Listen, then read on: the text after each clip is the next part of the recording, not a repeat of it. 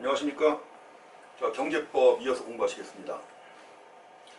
지난 시간에 이어서 그 동의 의결에 대해서 내용도 보시겠습니다. 우리가 동의 의결 관련해서 나오는데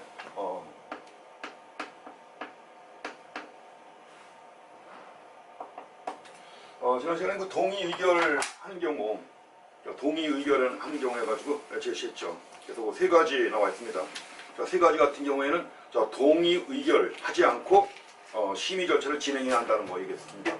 그리고 또 한 가지는 이제 그 사업자단체 또는 당의 조사나 심의의 대상이 되는 행위로 인하여 해가지고 동의 의결 하여 줄 것을 공정거래위원회에 신청할 수 있다고 했죠. 하지만 이제 신청할 수 있지만 이제 그 세 가지 경우에는 동의 의결하지 않고 심의 절차를 진행해야 한다고 했습니다. 그래서 그 내용도 다시 한번 확인하시고, 다음에 그 동의 의결의 신청 방법입니다. 자, 동의 의결을 신청할 때 그 신청할 수 있는 방법인데, 자, 신청인이 동의 의결을 신청하는 경우에요. 물론 동의 의결을 신청하는 신청인은 누구죠? 사업자 또는 사업자 단체입니다. 공정거래위원회 조사나 심의를 받고 있는 사업자 또는 사업자 단체가 동의 의결을 신청할 수 있습니다. 그래서 이제 그 신청인이라고 할 때는 바로 그런 경우 얘기하는 건데, 그럼 신청인이 동의 의결을 신청하는 경우 다음의 사항을 기재한 서면으로 하여야 합니다. 서면으로 하여야 한다. 그러니까 세 가지 사항을 기재한 서면이에요. 그래서 먼저 해당 행위를 특정할 수 있는 사실관계, 또 두 번째 해당 행위의 중지, 원상 회복 등 경쟁 질서의 회복이나 거래 질서의 적극적 개선을 위하여 필요한 시정 방안도 들어가야 합니다. 시정 방안. 그 다음에 소비자, 다른 사업자 등의 피해를 구제하거나 예방하기 위하여 필요한 시정 방안들. 이런 것들이 바로 신청서에 들어가야 되는 겁니다. 그래서 이런 내용을 포함한 신청서를 갖다가 내가지고 동의 의결을 신청하는 겁니다. 동의 의결의 신청 절차를 보시고요. 그럼 이제 동의 의결 여부의 결정에 관한 겁니다. 공정거래위원회가 당연히 동의 의결 할 것인지 결정해야죠. 그다음에 공정거래위원회는 해당 행위의 사실관계에 관한 조사를 마친 후 시정방안, 시정방안인데 시정방안은 그 니은과 디귿에 해당하는 겁니다. 니은과 디귿. 자, 니은에 원래 그 신청서에 기재된 세 가지 사항 중에서 두 번째와 세 번째 사항들이에요. 이건 시정방안 아니에요. 그래서 두 번째하고 세 번째는 맨 끝에 나와 있지만 필요한 시정방안이에요.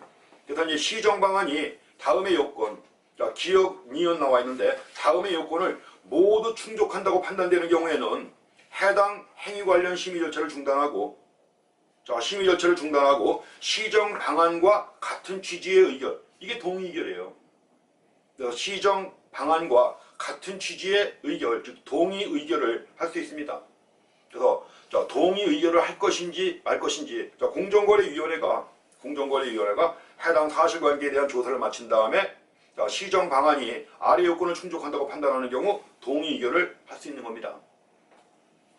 이 경우 신청인과 협의를 거쳐서 시정 방안을 수정할 수도 있습니다.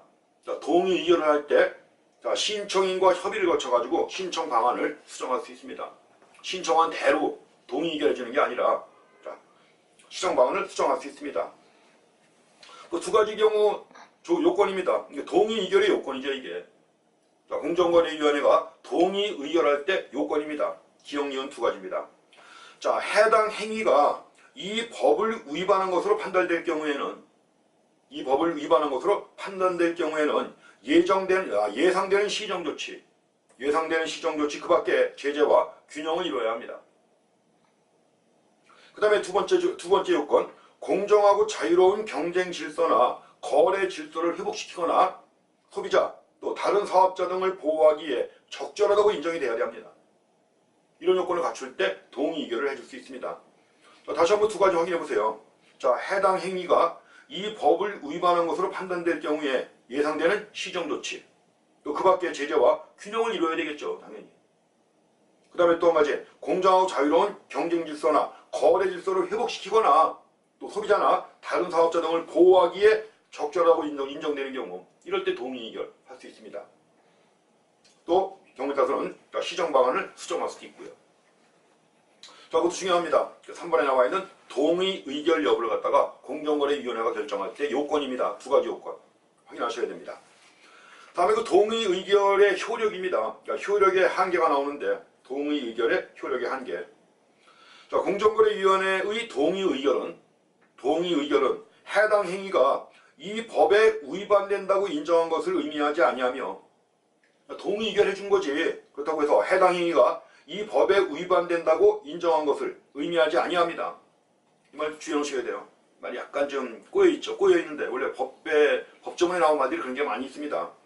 자, 공정거래위원회 동의 의결은 해당 행위가 이 법에 위반된다고 인정한 것을 의미하지 아니하며, 자, 누구든지 신청인이 동의 의결을 받은 사실을 들어 해당 행위가 이 법에 위반된다고 주장할 수 없다는 겁니다. 자, 그래서 동의 의결 효력이 한계예요. 한계. 자, 동의 의결했다고 해서 그 행위가 이 법에 위반된다고 인정한 것을 의미하지 아니한다. 의미하지 않고, 또 누구든지 신청인이 동의 의결을 받은 사실을 들어서 해당 행위가 이 법에 위반된다고 주장할 수 없다는 겁니다. 동의 의결됐다고 해서, 동의 의결 했다고 해서 해당 행위가 이 법에 위반된다고 주장할 수 없다. 한계입니다. 그래서 4번 잘 봐주셔야 됩니다. 자, 다음에 그 동의 의결의 절차입니다. 절차. 이것도 절차가 좀 다양하게 나와 있죠. 5가지를 구분해서 나와 있습니다. 5단계.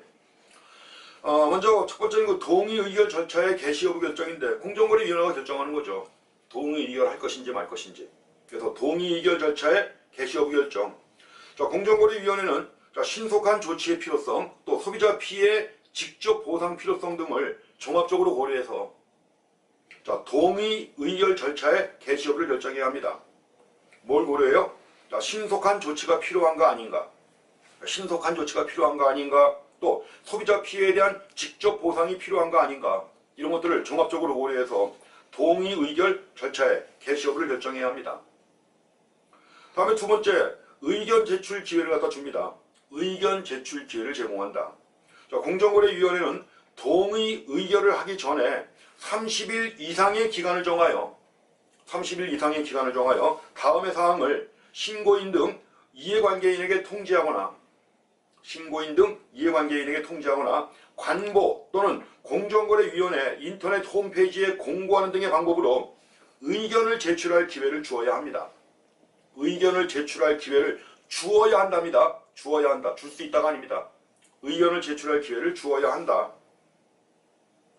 어떤 사항인가요?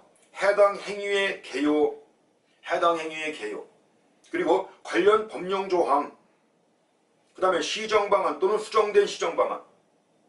그러니까 공정거래위원회가 동의 의결할 때 시정방안을 수정해가지고 동의 의결할 수 있다고 그랬죠. 그래서 시정방안 또는 수정된 시정방안, 그 다음에 또 해당 행위와 관련하여 신고인 등 이해관계인의 이해를 돕는 그 밖의 정보, 그 밖의 정보지만, 근데 사업상 또는 사생활의 비밀보호나 그 밖에 공익상 공개하기에 적절하지 아니한 것은 당연히 제외시켜야죠. 그렇죠?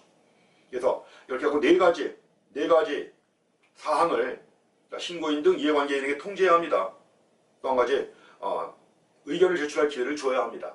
그래서 의견 기회 제출을 갖다가 제공해야 한다는 거 주어야 합니다. 반드시 해야 되는 거죠. 다음에 이제 의견 청취와 협의가 세 번째 단계입니다. 의견 청취와 협의.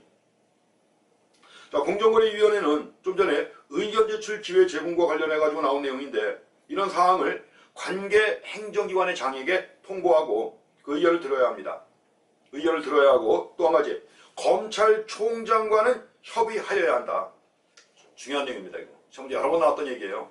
갑자기 검찰총장이 튀어나오잖아요. 그렇죠? 중요합니다. 그래서 공정거래위원회는 의견 제출 기회 제공과 관련된 사항을 관계 행정기관의 장에게 보고합니다. 관계 행정기관의 장에게 통보하는 거예요. 통보하고 그 의견을 들어야 합니다. 그래서 관계 행정기관의 장의 경우에는 통보하고 의견을 들어야 합니다. 통보하고 의견을 들어야 되고, 검찰총장과는 뭐 해야 한다? 협의하여야 하는 거예요. 협의하여야 한다. 그래서 특별히 좀 신경 쓸 조항 중에 하나입니다. 봐주셔야 되고요. 다음에 이제 절차를 마쳤으니까 심의 의결해야죠. 자, 심의 의결은 공정거래위원회가 합니다. 자, 공정거래위원회는 동의 의결을 하거나 이를 취소하는 경우에는, 동의 의결을 하거나 취소하는 경우에는 전원회의 및 소회의의 관장사항의 구분에 따른 회의에 심의 의결을 거쳐야 합니다. 동의 의결을 하거나 취소하는 경우 전원회의 및 소회의 관장사항의 구분에 따른 회의에 심의 의결을 거쳐서 동의 의결을 하는 겁니다. 자, 그래서 꼭 확인하시고 동의 의결하거나 취소할 때 다 마찬가지입니다. 다음에 이제 마지막 단계로 이행 계획과 이행 결과 제출이 나와 있습니다. 이행 계획과 이행 결과 제출. 자, 동의 의결을 받은 신청인은 동의 의결의 이행 계획과 또 이행 결과를 공정거래위원회에 제출해야 합니다. 마지막 절차예요, 이게. 그래서 동의 의결, 이행 계획, 또 이행 결과를 공정거래위원회에 제출해야 합니다. 그래서 그 내용 보시고요. 자, 다음에 이제 동의 의결을 했지만, 동의 의결한 내용을 취소할 수 있습니다. 취소할 수 있다. 그래서 취소할 수 있는 경우도 보셔야 됩니다.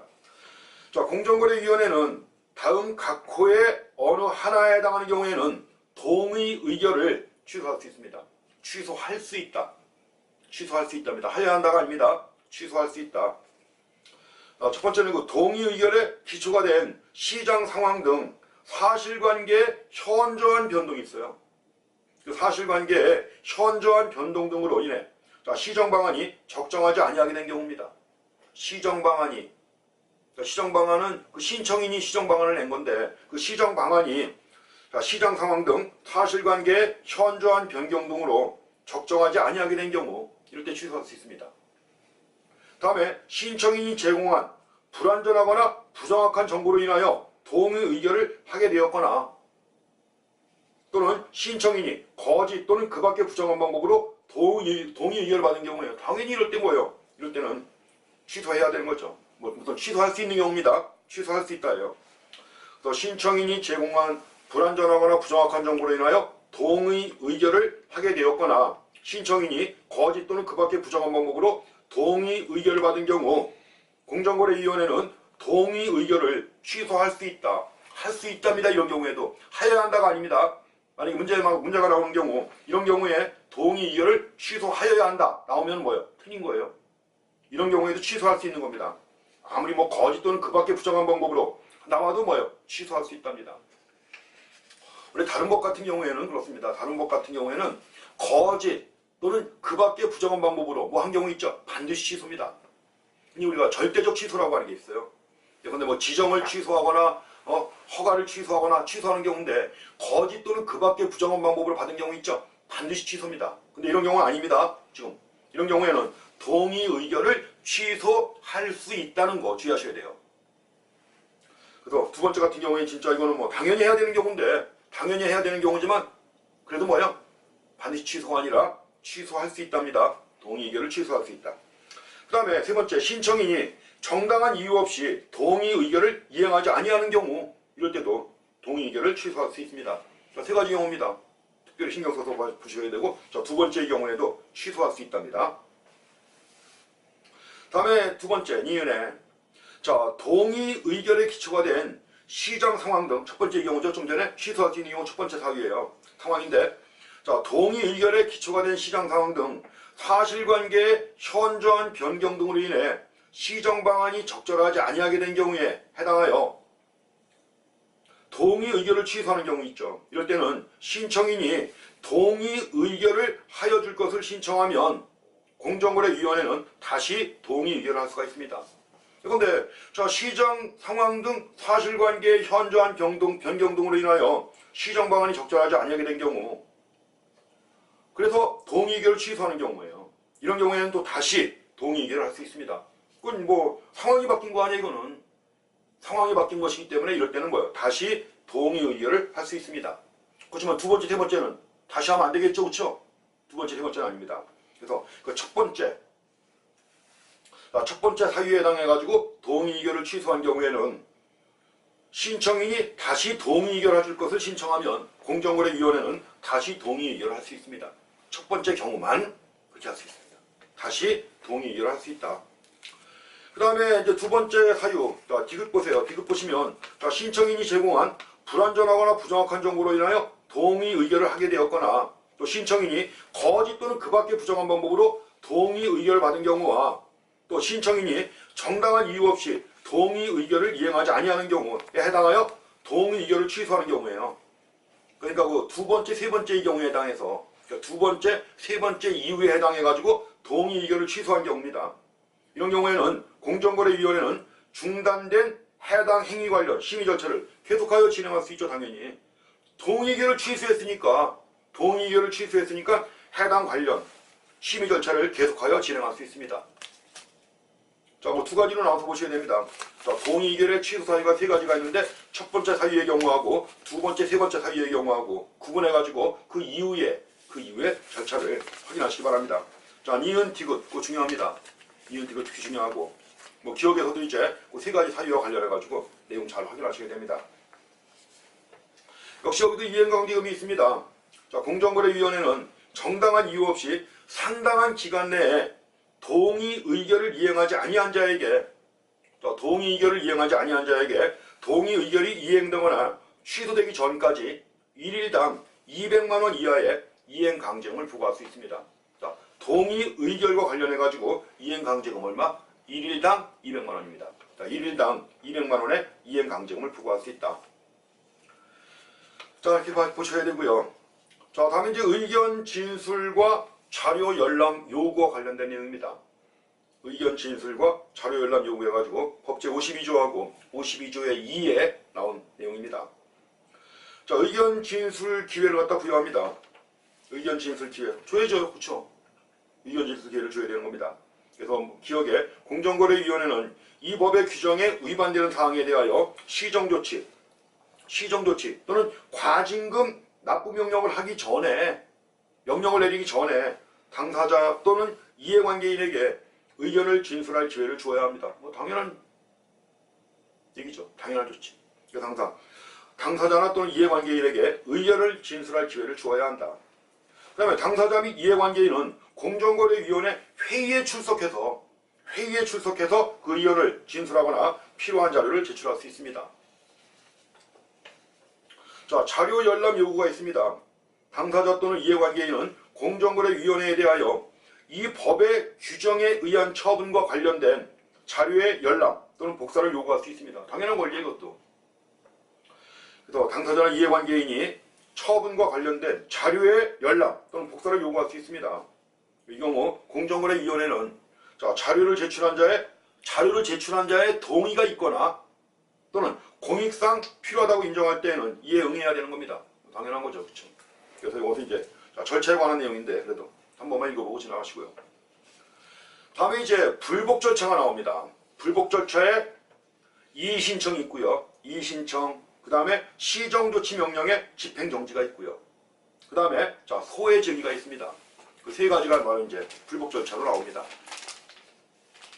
자, 불복 절차의 첫 번째는 이의신청입니다. 이의신청해가지고 그 먼저 이의신청에 대한 절차가 나와 있습니다. 첫 번째 이의신청 기간, 재결 기간, 또 재결 기간의 연장 사유가 차례로 나오는데 이 내용 좀 보셔야죠. 자, 이의신청입니다. 이 법에 의한 공정거래위원회 처분에 대하여 불복하는 자는 그 처분의 통지를 받은 날부터 30일 이내, 30일 이내입니다. 30일 이내에 그 사유를 갖추어 공정거래위원회에 이의신청을 할 수가 있습니다. 자, 이의신청 기간은 며칠? 30일 이내입니다. 처분의 통지를 받은 날부터 30일 이내에 그 사유를 갖추어 공정거래위원회에 이의신청을 할 수가 있습니다. 자, 이의신청을 받았으면 공정거래위원회는 재결을 해야죠. 재결기간. 공정거래위원회는 이의신청에 대하여 60일 이내에 재결을 하여야 합니다. 다만 부득이한 사정으로 기간 내에 재결을 할 수 없을 때에는 30일의 범위 안에서 결정으로 그 기간을 연장할 수 있습니다. 재결 기간의 연장 사유에 해당해야 재결을 할 수 있습니다. 그래서 이제 공정거래위원회가 이의신청에 대해서 60일 이내에 재결을 갖다 해야 되는데 이럴 때 재결을 갖다 연장할 수 있다는 겁니다. 부득이한 사정으로 기간 내에 재결할 수 없을 때 30일의 범위 안에서 결정으로 기간을 연장할 수 있다고 했는데 그 재결 기간의 연장 사유입니다. 그래서 거기 그 2에서 좀 전에 부득이한 경우라고 했죠. 부득이한 사정으로 기간 내에 재결을 할 수 없을 때 30일의 범위 안에서 기간을 연장할 수 있다고 했습니다. 그래서 기간 연장할 수 있는 사유입니다. 사유가 있어갖고 이제 거기 나왔는데 크게 중요한 내용은 아니지만 또 이것도 예전에 시험에 한번 나온 적은 있습니다. 그래서 부득이한 사유가 뭐냐? 부득이한 사정이 뭐냐? 자, 기억은 처분의 위법 또는 부당 여부를 판단하기 위하여 처분의 위법이나 부당 여부를 판단하기 위하여 시장의 범위, 구조, 점유율, 자, 수출입 동향 등에 관한 조사, 검토 등 별도의 경제적 분석이 필요한 경우입니다. 시간이 좀 걸리겠죠. 그 다음에 처분의 위법 또는 부당 여부를 판단하기 위하여 고도의 법리적 분석과 검토가 필요한 경우에요. 이런 경우에도 재결기간 연장 사유가 됩니다. 다음에 세 번째, 이의 신청의 심리 과정에서 새로운 주장 또는 자료가 제출되어 이의 조사에 장시간이 소요가 되는 경우입니다. 그 다음에 당사자 또는 이해관계인 등이 묵비권을 행사하거나 자료를 적시에 제출하지 아니하는 등 조사에 협조하지 아니하는 경우입니다. 기타 이제 그 네 가지에 준하는 경우로서 기간 연장이 불가피한 경우, 자, 이럴 때 바로 재결 기간을 연장할 수 있는 사유에 해당됩니다.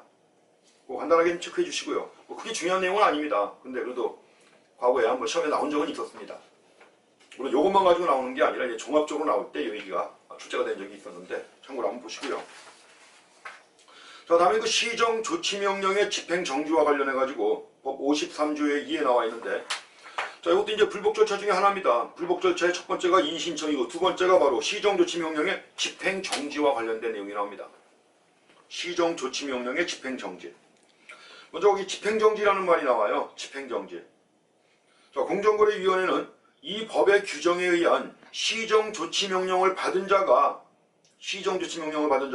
이의신청을 제기한 경우로서 그 명령의 이행 또는 절차의 속행으로 인하여 발생할 수 있는 회복하기 어려운 손해를 예방하기 위하여, 자, 명령의 이행 또는 절차의 속행으로 인하여 발생할 수 있는 회복하기 어려운 손해를 예방하기 위하여 필요하다고 인정하는 경우입니다. 이럴 때는 당사자의 신청이나 직권에 의하여 그 명령의 이행 또는 절차의 속행에 대한 정지, 그걸 집행정지라고 하는 겁니다. 그 명령의 이행 또는 절차의 속행에 대한 정지 해가지고 이걸 집행정지라고 하는 겁니다. 집행정지를 결정할 수 있다. 자, 직권에 의하여입니다. 직권에 의하여.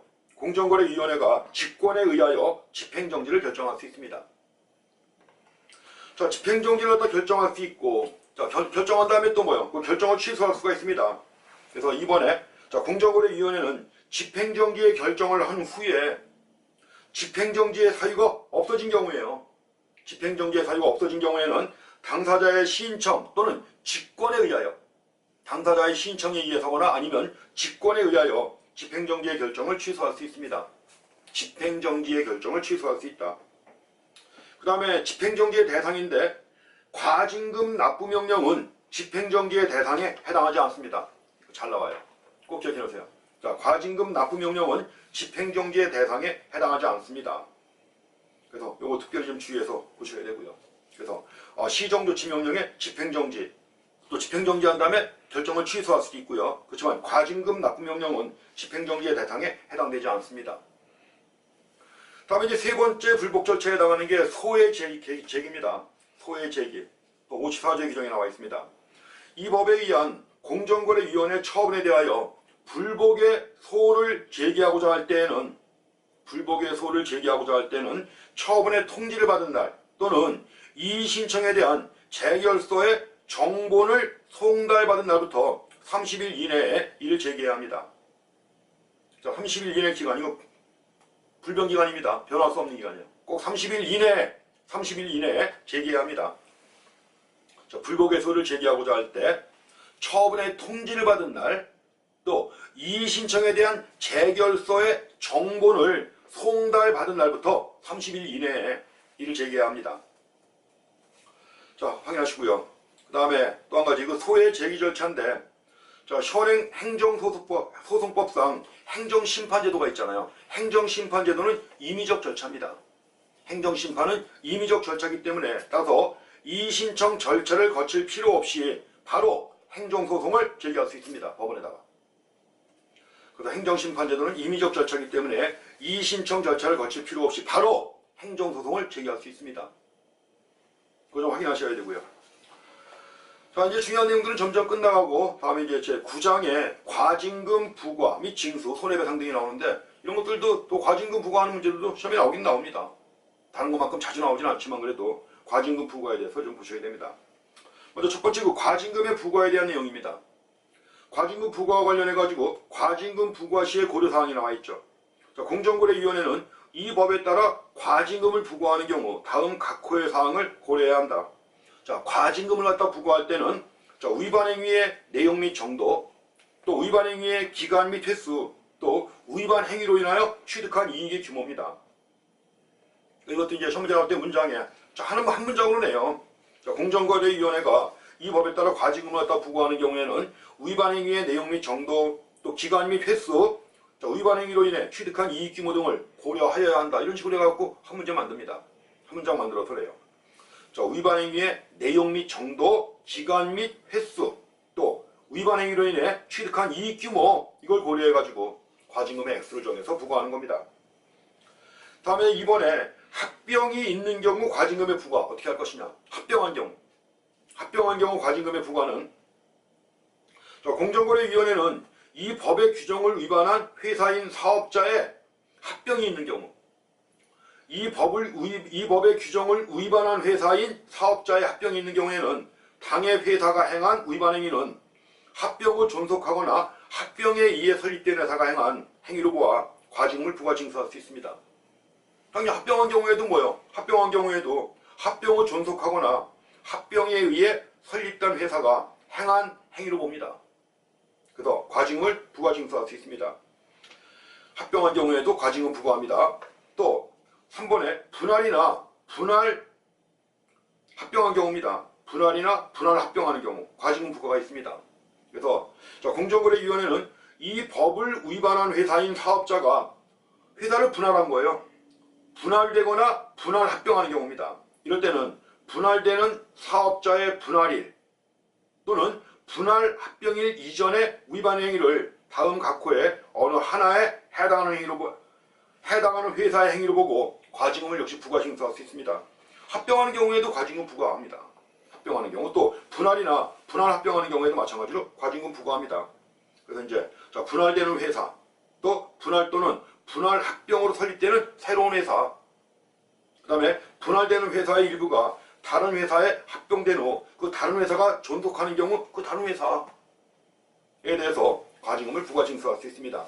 그래서 합병이 있거나 또 분할 합병되는 경우에도 역시 과징금 부과할 수 있습니다. 그대로. 그 다음에 새로운 회사를 설립하는 경우 어떻게 하느냐. 사업자가, 그러니까 이제 그 과징금을 갖다 부과받은 사업자가 신회사를 설립하는 경우입니다. 새로운 회사를. 그래서 공정거래위원회는 이 법을 위반한 회사인 사업자가 거기 채무자 회생 및 파산에 관한 법률에 따라 신회사를 설립하는 경우에요. 새로운 회사를 설립하는 경우에는 기존 회사 또는 신회사 중 어느 하나의 행위를 보고, 자, 신회사 또는 기존 회사 중 어느 하나의 행위를 보고 과징금을 부과 징수할 수 있습니다. 그래서 보통 이제 과징금을 피해가기 위해서 이런 것들 많이 한단 말이에요. 합병도 하고 분할도 하고 분할 합병하고 또 신회사를 설립하기도 하고, 이런 경우에도 그래서 규정을 둔 겁니다. 규정을 둬가지고 이런 경우에도 과징금을 부과 징수할 수 있다 해가지고 규정을 만든 겁니다. 자, 그거 확인하시기 바랍니다. 자, 다음에 그 과징금과 관련해서 과징금 납부기한의 연장 및 분할 납부에 관한 내용입니다. 납부기한을 연장하거나 분할 납부할 수 있는 경우가 있습니다. 그래서 거기에 먼저 납부기한의 연장 및 분할 납부 관련해가지고 납부기한을 연장하거나 분할 납부하게 할 수 있는 경우가 있습니다. 자, 그거 한번 읽어보셔야 됩니다. 그래서 다해서 그 세 가지 경우가 나와 있죠. 일단은 납부기한을 연장하거나 분할 납부하게 할 수 있는 경우 있습니다. 공정거래위원회는 과징금의 금액이 대통령령이 정하는 기준을 초과하는 경우예요. 금액이 대통령령이 정하는 기준을 초과하는 경우로서 다음에 해당하는 사유로 과징금을 부과받은 자가 과징금의 전액을 일시에 납부하기가 어렵다고 인정할 때, 전액을 일시에 납부하기 어렵다고 인정하는 때는 납부기한을 연장하거나 분할 납부하게 할 수 있습니다.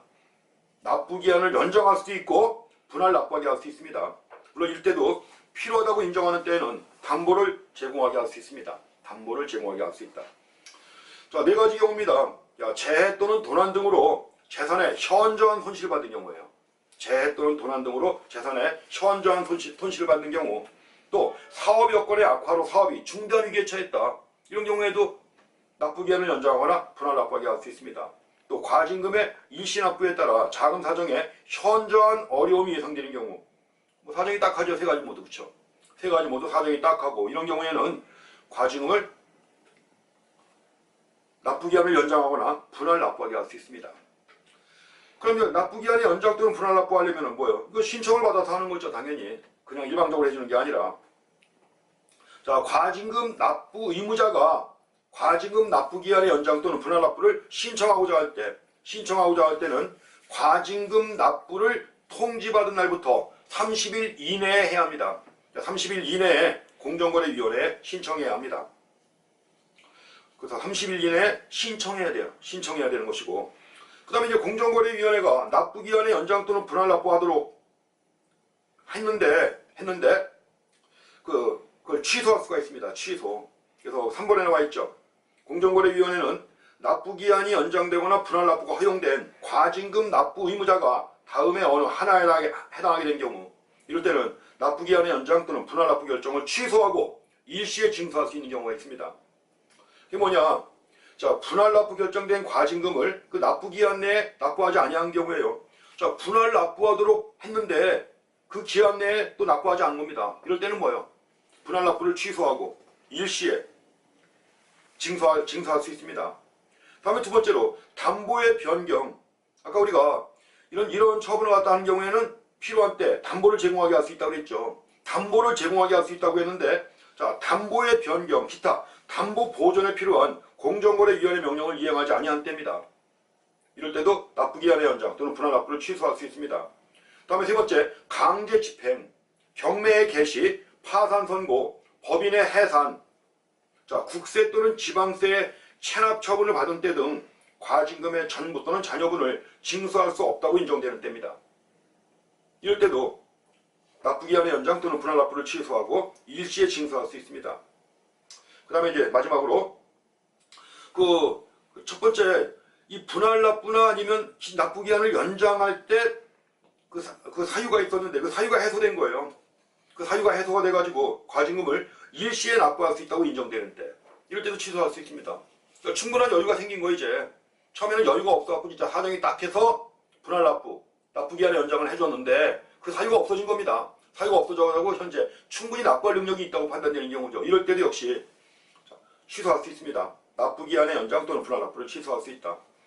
그래서 과징금의 납부와 관련해가지고 이건 금액이 굉장히 큽니다. 금액이 크기 때문에, 그래서 납부기한을 연장하거나 분할 납부하게 할 수 있는 경우, 자, 세 가지, 핵심적인 세 가지. 그 다음에 이제 신청해야 되는 것이고 30일 이내에 신청해야 되는 겁니다. 그 다음에 납부기한의 연장 또는 분할 납부의 취소 사유 네 가지. 그거 한번 확인하고 지나가시기 바랍니다. 다음에 그 과징금의 연대 납부 의무가 있습니다. 과징금의 연대 납부 의무. 연대 납부 의무 해가지고 분할 또는 분할 합병되는 경우, 예를 들어서 과징금을 부과받은 회사인 사업자가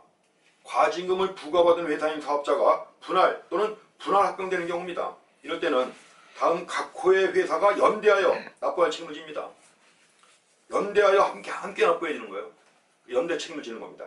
자, 분할되는 회사, 또 분할 또는 분할 합병으로 인하여 설립되는 회사, 또 분할되는 회사 일부가 다른 회사와 합병하여 그 다른 회사가 존속하는 경우에 그 다른 회사, 연대 납부할 수 있는 경우입니다. 분할되는 회사, 또 분할이나 분할 합병으로 설립되는 회사, 또 분할되는 회사 일부가 다른 회사와 합병하여 다른 회사가 존속하는 경우에 그 다른 회사, 이럴 때 이제 연대 납부할 수 있는 경우입니다. 다음에 두 번째는 분할 또는 분할 합병으로 인하여 해산되는 경우입니다. 분할 또는 분할 합병으로 인하여 해산됐어요, 회사가. 그래서 과징금을 부과받은 회사인 사업자가 분할 또는 분할 합병으로 인하여 해산되는 경우, 과징금은 다음 각 호의 회사가 연대하여 납부할 책임을 집니다. 연대하여 납부할 책임을 진다. 자, 누굴까요? 분할 또는 분할 합병으로 인하여 설립되는 회사가 역시 연대하여 납부할 책임을 집니다. 또 분할되는 회사 일부가 다른 회사와 합병하여 그 다른 회사가 존속하는 경우에 그 다른 회사 역시 연대하여 납부할 책임을 집니다. 그래서 과징금 관련해서 보시고, 다음에 이제 과징금 징수 및 체납 처분과 결손 처분에 관한 내용입니다. 자, 과징금을 내지 않은 경우 어떻게 할 것이냐. 그에 대한 절차도 법에 규정이 다 되어 있습니다. 그래서 먼저 과징금 징수 및 체납 처분에 관한 내용이 나와 있습니다. 과징금 징수 및 체납 처분 관련해서 공정거래위원회는 과징금 납부 의무자가 납부기한 내에 과징금을 납부하지 아니하는 경우입니다. 납부기한 내에 과징금을 납부하지 아니하는 경우, 이럴 때는 납부기한의 다음 날부터 납부한 날까지의 기간에 대하여 연 100분의 40의 범위에서 은행의 연체 이자율이죠. 이건 내야 되는 거니까 안 냈으니까 그냥 이자율이 아니라 연체 이자율입니다. 은행의 연체 이자율을 참작하여 대통령령으로 정하는 바에 따라 가산금을 징수합니다. 가산금. 이 경우 가산금을 징수하는 기간은 60개월을 초과하지 못합니다. 그래서 납부기한 내에 납부하지 아니하는 경우, 이럴 때 이제 납부기한의 다음 날부터 납부한 날까지의 기간, 연체한 날이죠. 연체한 날을 대상으로 해가지고 가산금을 징수하는 겁니다. 근데 60개월을 초과하지 못한다는 거 확인하시고요. 또 한 가지, 공정거래위원회는 과징금 납부 의무자가 납부기한 내에 과징금을 납부하지 아니한 때에는 기간을 정해서 독촉을 해야죠. 기간을 정하여 독촉을 하고 그 지정한 기간 안에 과징금 및 가산금을 납부하지 아니한 때에는 국세 체납 처분에 따라 징수할 수 있습니다. 세금 안 내는 경우 있잖아요. 세금 안 내는 경우 어떻게 처분해나요? 강제 징수하죠. 그래서 국세 체납 처분에 따라 이를 징수할 수 있습니다. 그 다음에 공정거래위원회는 과징금 및 가산금의 징수 또는 체납 처분에 관한 업무를 국세청장에게 위탁할 수 있습니다. 국세청장에게 위탁입니다. 업무를 맡기는 거 아니에요. 그렇죠? 업무를 맡기는 것이기 때문에 위탁입니다. 만약에 권한을 넘길 때는 위임이에요. 권한을 넘길 때는 위임이고, 이건 업무인데 이걸 넘기는 거니까 뭐예요? 위탁이라고 하는 겁니다. 이것도 주의하셔야 돼요.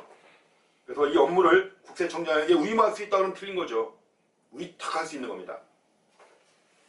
그 다음에 공정거래위원회는 체납된 과징금의 징수를 위하여 필요하다고 인정되는 경우에는 국세청장에 대하여